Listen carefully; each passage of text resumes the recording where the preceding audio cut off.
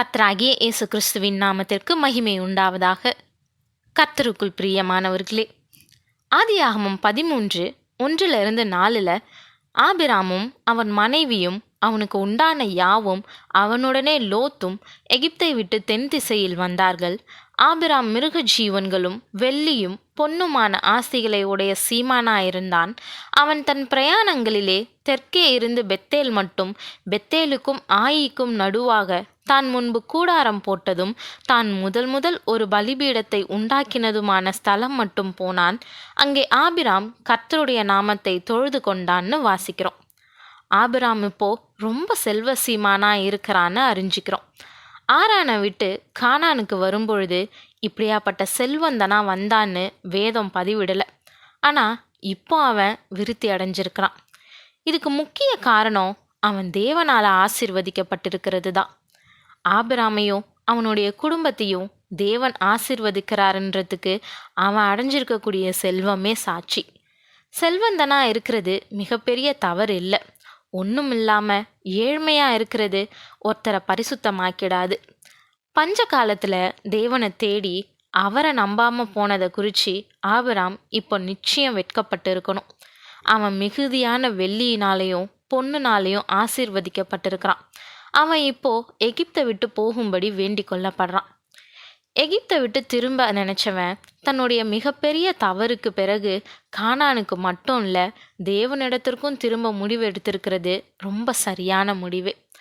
பலவீனங்களும் தோல்விகளும் பாடங்களை கற்றுக்கொள்ள அனுமதிக்கப்படுகின்றனன்றதை நம்ம பார்க்குறோம். அப்படி சரியான பாடங்களை கற்றுக்கொள்ளலைன்னா விசுவாச வாழ்க்கையில் வளரவே முடியாது. தேவனிடத்திற்கு திரும்ப எல்லா காரணங்களும் ஆபிராம் இடத்துல இருந்துச்சு. பாவம்ன்ற பிரச்சனையை ஆபிராம் கையாண்டதை போல அநேகர் கையாள்றதில்ல. பாவத்தில் விழுந்துட்டவங்க அது தேவனுக்கு விரோதமான காரியம்னும் அது எவ்வளவு கொடியதுன்னு உணர்றதில்ல, அதுக்காக வருந்துறதும் இல்லை. இன்னும் அநேகர் தான் தகுதியையும் உறவையும் இழந்துட்டேன்னு திரும்பி வர்றதுக்கு வெட்கப்படுறது உண்டு.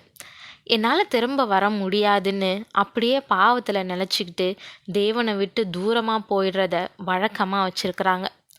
ஆனால் ஆபிராம் அப்படி இல்லாமல் தான் முதல்ல தேவனுக்காக பலிபீடம் கட்டிய இடம் மட்டும் போனான். அவன் முதல்ல கூடாரம் போட்ட இடமும் கர்த்தரை சந்தித்த இடமும் அதுதான். அந்த இடத்துக்கு போன பொழுது அவனுக்கு பழைய நினைவுகள் நிச்சயமாக திரும்ப வந்திருக்கும். தன்னை தேவன் சந்தித்த விதம், அவர் பேசிய வார்த்தைகள், அவர் சொன்ன வாக்குத்தத்தங்களை நினைவு கூர்ந்திருப்பான். அந்த நிகழ்வு அவனுடைய இருதயத்தில் பசுமையாக திரும்ப வந்திருக்கும்.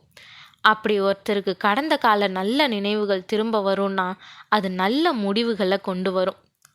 அப்படி ஆதியில் ஆண்டவரோட உருவான நல்ல உறவை பற்றி நினைவுகள் திரும்ப வரும்போது நிகழ்காலத்தில் நடப்பிச்ச பாவங்களுக்காக தாழ்வு மனப்பான்மை கொண்டிருக்காம தேவனோடு உறவை புதுப்பிக்கிற வழியை ஆபிராம் நோக்கி எதை பார்க்குறோம்.